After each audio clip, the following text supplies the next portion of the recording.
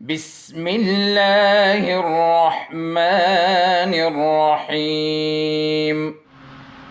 اعوذ باللہ من الشیطان الرجیم، بسم اللہ الرحمن الرحیم۔ عزیز طلبہ و طالبات، السلام علیکم۔ امید ہے آپ سے بخیر و عافیت ہوں گے۔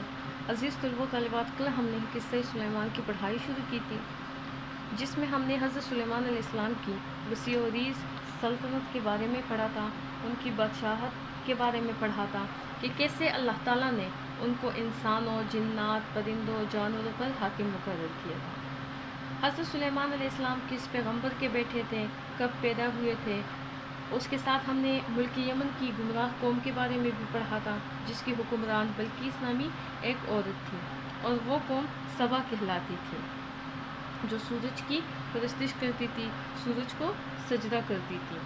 حضرت سلیمان علیہ السلام نے ہدہد پرندے کے ذریعے اس قوم کی ملکہ کو سیدھے راستے پر آنے کی دعوت دی تھی۔ آج ہم پڑھیں گے کہ ملکہ بلقیس حضرت سلیمان علیہ السلام کے خط کا کیا جواب دیتی ہے اور آگے کیا ہوتا ہے۔ ملکہ ذہین اور دانا تھی۔ وہ حضرت سلیمان علیہ السلام کی عظیم سلطنت کے بارے میں پہلے سن چکی تھی۔ دانا تھی یعنی عقل مند تھی۔ حضرت سلیمان علیہ السلام کی عظیم سلطنت یعنی بہت بڑی سلطنت کے بارے میں پہلے سن چکی تھی۔ اس نے اپنے درباریوں کو سمجھایا کہ جلدی کرنا درست نہیں ہے، ٹھیک نہیں ہے۔ جنگ کوئی بھی جیت سکتا ہے، اور جو جیت جاتا ہے وہ بستیوں کو تباہ اور عزت دار لوگوں کو ذلیل یعنی بے عزت کر دیتا ہے، ذلیل بے عزت کر دیتا ہے، ذلت دیتا ہے۔ میری رائے یہ ہے کہ حضرت سلیمان علیہ السلام کو کچھ تحائف تحفے کی جمع ہے، بھیجے جائیں، ہو سکتا ہے کہ بات یہی ختم ہو جائے۔ یوں ایک وفد یعنی ایک قافلہ بیش قیمت، بہت زیادہ قیمت رکھنے والے قیمتی تحائف لے کر حضرت سلیمان علیہ السلام کی خدمت میں حاضر ہوا۔ آپ نے فرمایا، اللہ تعالیٰ نے دین و دنیا کی جو نعمتیں مجھے عطا فرمائی ہیں وہ تمہارے تحائف سے بہت بہتر ہیں، مجھے ان کی ضرورت نہیں۔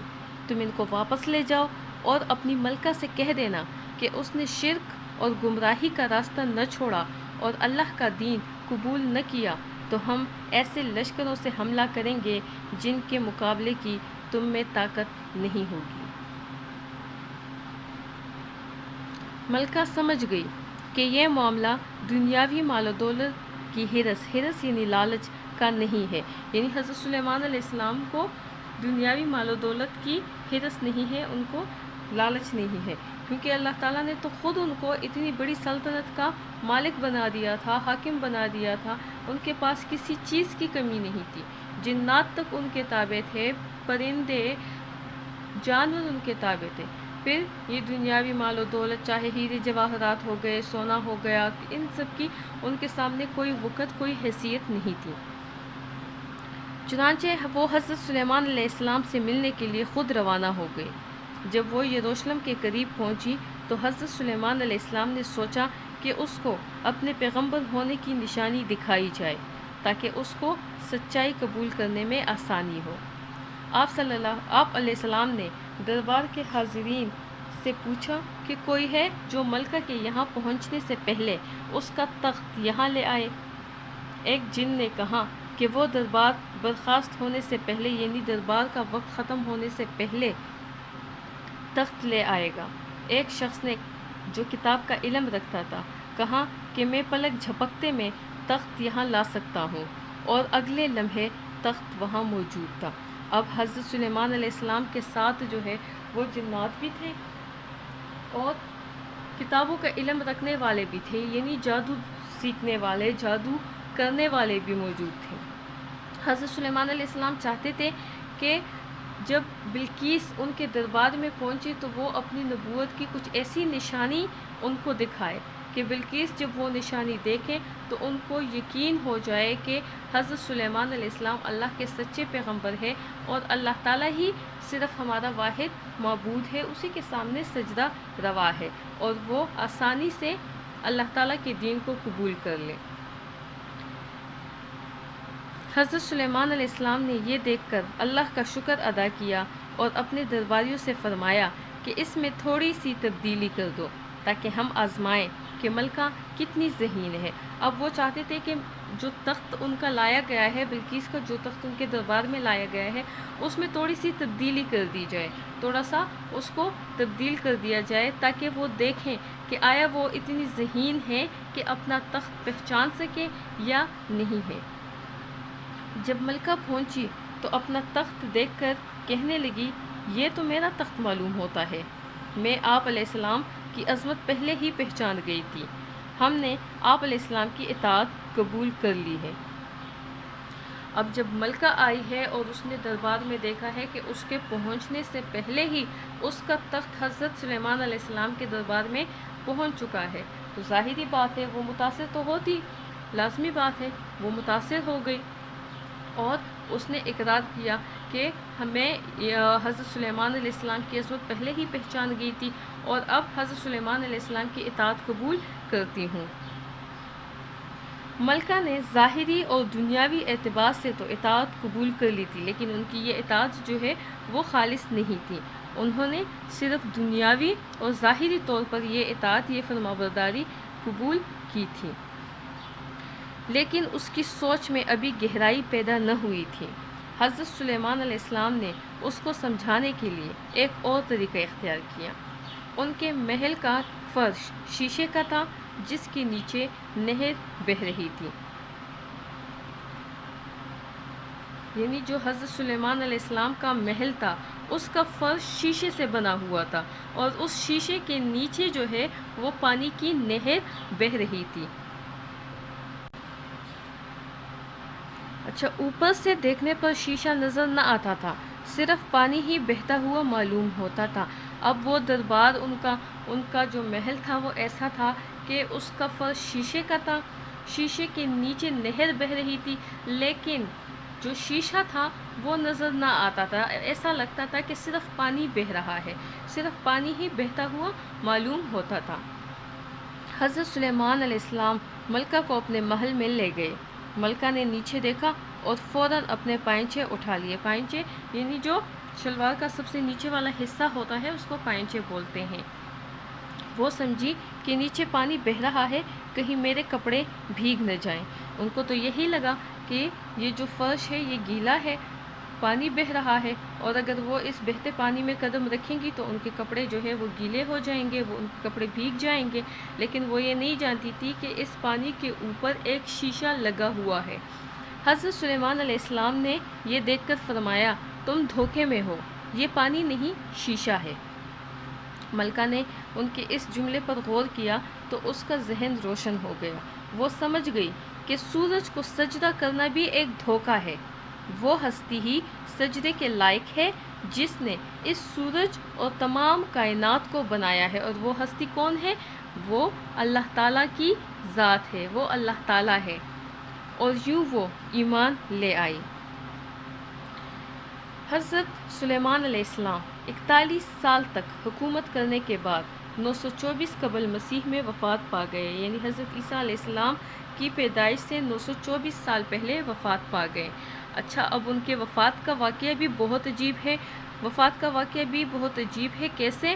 آپ علیہ السلام نے جنوں کو ایک نیا شہر تعمیر کرنے کے کام پر مأمور کیا تھا، یعنی ان کو جنات کو، جن کو ہم کہتے ہیں نا، جانتے ہیں نا جنات کو، جنات کو انہوں نے حکم دیا تھا ایک نیا شہر تعمیر کرنے کا، ایک نئے شہر کی تعمیر کے کام پر لگا دیا تھا ان کو، اور یہ کام ابھی نامکمل تھا، یعنی پورا نہیں ہوا تھا کہ حضرت سلیمان علیہ السلام کا آخری وقت آ گیا۔ آپ علیہ السلام اپنے عصا، یعنی اپنی جو لکڑی تھی جس کے سہارے وہ چلتے تھے، اپنے عصا کا سہارا لیے ہوئے تھے، اور اسی حالت میں آپ علیہ السلام کی وفات ہو گئی۔ سب سمجھتے رہے کہ آپ علیہ السلام کام کی نگرانی فرما رہے ہیں، یعنی جو کام ہو رہا ہے تعمیری کام، اس کی نگرانی کر رہے ہیں، اس پر چیک رکھ رہے ہیں، اس کی دیکھ بھال کر رہے ہیں، یہاں تک کہ عصا میں آہستہ آہستہ گھن لگ رہا تھا۔ ایک دن وہ عصا گھن کی وجہ سے ٹوٹ گیا، تب جنوں اور تمام مخلوقات کو معلوم ہوا کہ آپ علیہ السلام کا انتقال ہو گیا ہے۔ جی بچوں، تو حضرت سلیمان علیہ السلام کی وفات کا واقعہ کیا ہے کہ انہوں نے جنات کو ایک نیا شہر تعمیر کرنے کے کام پہ لگا دیا تھا، اور اس شہر کی تعمیر کا جو کام تھا اس کی نگرانی آپ علیہ السلام خود کر رہے تھے۔ آپ اپنا عصا لیے کھڑے تھے اور اسی حالت میں آپ کی وفات ہو گئی تھی۔ اب وہاں پہ جو جنات موجود تھے یا جو لوگ موجود تھے وہ سب یہی سمجھ رہے تھے کہ آپ اس کام کی دیکھ بھال کر رہے ہیں، لیکن آہستہ آہستہ جو ہے وہ لکڑی جو تھی، جو عصا کی لکڑی تھی، اس کو دھیمک لگ گئی، اور دھیمک لگتے لگتے یہاں تک کہ وہ عصا جو ہے وہ ٹوٹ گیا۔ اس عصا کے ٹوٹنے کے بعد تمام مخلوقات، یعنی جنات کو بھی، پرندوں کو بھی، جانوروں کو بھی، انسانوں کو بھی، کیڑے مکوڑوں کو بھی، ہوا کو بھی، سب کو پتہ چل گیا کہ آپ علیہ السلام کا انتقال ہو گیا ہے۔ سمجھ آ گئی؟ آپ لوگوں نے حضرت سلیمان علیہ السلام کا قصہ پڑھا، سنا، یقیناً آپ لوگوں نے بہت کچھ سیکھا ہوگا اس سے، اور ان کے بارے میں بہت اچھی معلومات آپ لوگوں نے حاصل کی ہوں گی۔ آپ لوگوں کو گھر کے لیے چھوٹا سا اور تھوڑا سا کام دیتی ہوں۔ آپ لوگوں نے حضرت سلیمان علیہ السلام کی زندگی کے بارے میں 2-3 پیراگراف لکھنے ہیں۔ کتنے لکھنے ہیں؟ کم سے کم 2، زیادہ سے زیادہ 3۔ ان کی بادشاہت کے حوالے سے آپ نیٹ سے بھی مدد لے سکتے ہیں، آپ اپنے والدین سے بھی مدد لے سکتے ہیں، آپ کتاب سے بھی مدد لے سکتے ہیں۔ اچھا طلباء طالبات، ہم نے مشکل الفاظ کے معنی تو لکھ لیے تھے۔ یہاں پہ سوالات ہیں، مدرجہ ذیل سوالات کی جوابات لکھیں۔ سوال نمبر 1، 2، 3، 4، 5، 6، 7 سوالات، یہ سارے آپ کے نوٹس میں موجود ہیں۔ سوالات کے جوابات میں آپ لوگوں کو بھجوا چکی ہوں، اس لیے آپ لوگوں نے اپنی نیٹ کاپیوں میں ان تمام سوالات کے جوابات لکھنے ہیں۔ مشقی سوالات آپ نے پورے کرنے ہیں، الفاظ کے متضاد لکھنے ہیں، واحد کی جمع لکھنے ہیں، صفت اور موصوف لکھنا ہے، اور ان الفاظ کو اپنے جملوں میں استعمال کرنا ہے۔ شکر، تخت، گفتگو، دعوت، مال، مال و دولت، تبدیلی اور سجدہ، یہ آپ لوگوں کا لکھنے کا کام ہے۔ آپ لوگوں کے پاس نوٹس موجود ہیں، پھر بھی آپ کو کسی سوال کی سمجھ نہ آئے، کسی لفظ کی سمجھ نہ آئے، کسی جملے کی سمجھ نہ آئے، آپ لوگوں نے مجھ سے پوچھنا ہے۔ اپنے کمنٹ باکس میں آپ مجھ سے پوچھ سکتے ہیں، اسکول کے ذریعے آپ مجھ سے پوچھ سکتے ہیں، میں آپ کو اس کا جواب دوں گی۔ انشاءاللہ کل نئے سبق کے ساتھ پھر حاضر ہوں گے، تب تک کے لیے میں اجازت چاہتی ہوں۔ اپنا بہت سارا خیال رکھیے گا، اپنا کام وقت پر کیجیے گا، صرف لکھنا ہی نہیں ہے، یاد بھی کرنا ہے، تاکہ جب اسکول کھلیں اور ہم انشاءاللہ دوبارہ ملیں تو ہماری تعلیمی سال ضائع نہ ہو۔ ہم نے جو کچھ سیکھا ہے، ہم جو کچھ سیکھ رہے ہیں، اس سے ہم فائدہ حاصل کریں اور تعلیم حاصل کرنے کے لیے آگے بڑھتے رہیں انشاءاللہ۔ اپنا بہت زیادہ خیال رکھیے گا۔ اللہ حافظ۔